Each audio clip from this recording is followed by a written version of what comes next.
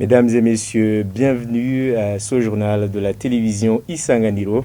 Au sommaire de cette édition, la Banque mondiale a revu à la baisse le financement de plus de 220 millions de dollars américains préalablement accordés au Burundi pour l'exercice 2022-2023. La raison plutôt, c'est le retard enregistré dans l'exécution des projets financés. La plateforme burundaise de prévention et de gestion des catastrophes fait face au défi de manque de moyens financiers et d'insuffisance de ressources humaines pour accomplir sa mission. C'est au moment où ce jeudi 2 mars est célébrée la journée internationale de la protection civile. Voilà pour le sommaire.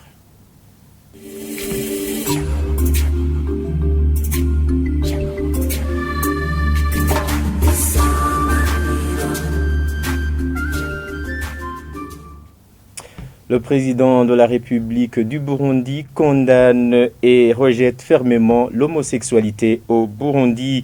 S'exprimant ce mercredi devant le Parlement lors d'une prière organisée par ce dernier, le numéro 1 burundais a qualifié ce phénomène de malédiction qui doit être banni au sein de la société burundaise. Je vous prie de le suivre. Sur cette terre, de mauvais comportements ont vu le jour. Des hommes mariés aux hommes, des femmes par des femmes. C'est une malédiction. Ce qui est regrettable, il y a des responsables religieux qui enseignent cela. C'est très dommage. Pourquoi Sodome et Gomorrhe ont été détruites? L'on pêche, mais à un certain moment, Dieu dit stop. Quand cet temps arrive, des hommes par des hommes, des femmes par des femmes, le Seigneur ne peut pas tolérer cela. Je vous demande, vous Burundais, qu'on n'accepte jamais ces péchés. C'est grave. Que tout Burundais, où qu'il soit, même aux États-Unis, qu'il bannisse ce comportement, sinon on va le maudire. On ne peut pas laisser notre pays être maudit. Il y a aussi l'avortement. Est-ce qu'on connaît vraiment les débuts de la vie? C'est seule l'œuvre de Dieu. Et l'on cherche à tuer. Ceux qui le font, sont-ils prêts à se comparer à Dieu? Il est interdit de saturer ces malheurs. Page économie, un montant de plus de 220 millions de dollars américains qui était alloué au financement des projets exercice 2022-2023 a été revu à la baisse suite au retard enregistré dans l'exécution des projets. Propos du ministre Audace Niyonzima en charge des finances ce jeudi lors d'une réunion mi-parcours du cadre partenariat pays 2019-2023 de la Banque mondiale au Burundi. Il met en garde les gestionnaires qui ne respectent pas plutôt les délais leur assigné dans leur travail. Suivez. Cette réunion avait l'objectif d'évaluer le cadre de partenariat pays avec la Banque mondiale. Nous avons évalué l'enveloppe que la Banque mondiale a destinée au Burundi, qui s'évalue à 1,3 milliard de dollars pour 5 ans. Et pour cette année, il était prévu 220 millions de dollars pour l'exercice 2022-2023. Mais comme vous l'avez remarqué, ça a été revu à 180 millions de dollars. Mais jusque-là, ce que nous avons remarqué, c'est que les gestionnaires des projets n'ont pas été à mesure d'utiliser ces fonds. Et on a constaté qu'on a utilisé seulement jusqu'à 60 millions de dollars jusqu'à fin janvier. Et ce rythme d'exécution, ce rythme de décaissement, c'est un rythme qui ne favorise pas le développement prôné par le pays. Donc cette réunion avait l'objectif d'évaluer et de formuler des recommandations aux gestionnaires des projets, surtout, pour prendre les mesures appropriées pour exécuter dans les délais ces projets et décaisser ces fonds qui sont destinés au pays pour pouvoir demander d'autres fonds destinés au développement du pays. Et les causes, on a identifié les lenteurs, surtout au niveau de gestion des projets. Et le manque de compétences, ou de volonté même, ou de manque de conscience que ce sont des projets du gouvernement. Des fois, les gestionnaires pensent que c'est des projets de la Banque mondiale, alors que ce sont des projets du gouvernement qui sont financés par la Banque mondiale. Donc, c'est cette sensibilisation qu'on voulait aussi augmenter pour que les gestionnaires des projets comprennent que ce sont des projets du gouvernement. Ils doivent contribuer à la réalisation des projets du gouvernement et des objectifs du gouvernement de développement du pays. Nous sommes convenus que nous allons désormais organiser les réunions trimestrielles d'évaluation. On va même instaurer des indicateurs de performance pour tous les gestionnaires et les évaluer trimestriellement. Ceux qui ne seront pas performants, vous comprenez qu'on ne va pas continuer à travailler avec eux. Donc c'est l'essentiel des sanctions qu'on peut donner. Donc ils sont déjà conscientisés que chaque trimestre, on va évaluer les indicateurs de performance. Si après les délais qui seront convenus, le gestionnaire s'avère incompétent, et vous comprenez qu'on ne peut pas continuer avec lui. Donc on va prendre les mesures administratives qui s'imposent.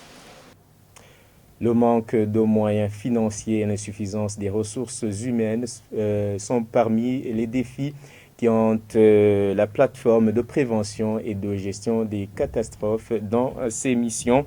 Le général de brigade de police Anissé Nibaruta, président de cette plateforme, s'est exprimé à ce propos ce jeudi plutôt, lors de la journée mondiale de la protection civile. Cela étant, le gouvernement burundais avait promis de financer les activités de cette plateforme, mais en vain. Suivez plutôt le général de brigade de police Anissé Nibaruta.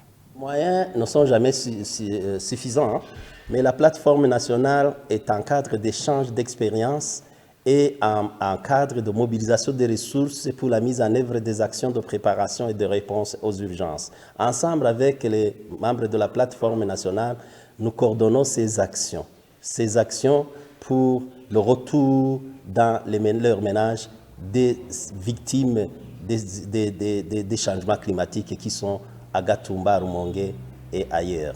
Sinon, on utilise les moyens des partenaires parce que le fonds de réduction des risques et des catastrophes qui a été mis en place par le gouvernement à la fin de l'année 2020 et qui est logé au cabinet du ministre de l'Intérieur, du Développement communautaire et de la Sécurité publique, n'est pas encore opérationnel.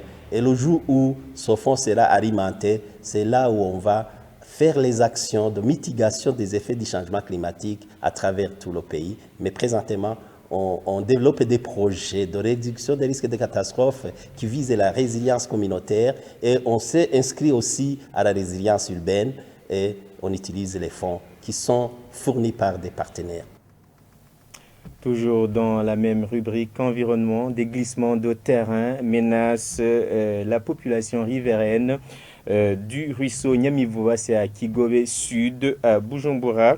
Ceux qui se sont entretenus avec nos confrères indiquent que la cause est un conduit souterrain aménagé sous terre qui serait endommagé depuis le mois d'août 2022, l'année passée.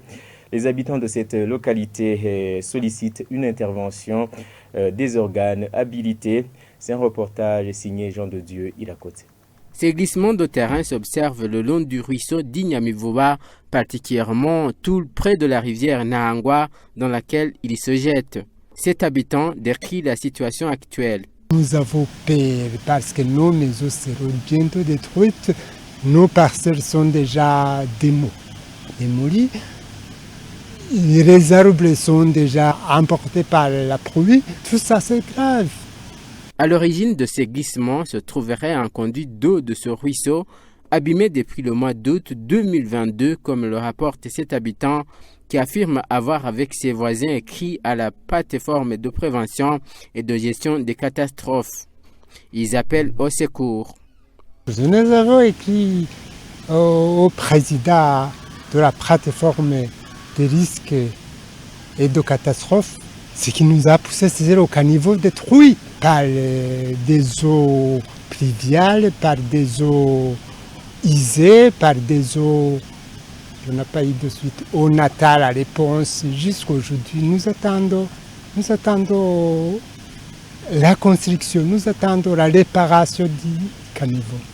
Nous demandons au gouvernement de construire le caniveau, de mettre en ordre l'évacuation des eaux pluviales et des eaux isées qui viennent de Kigobe et Gihosha.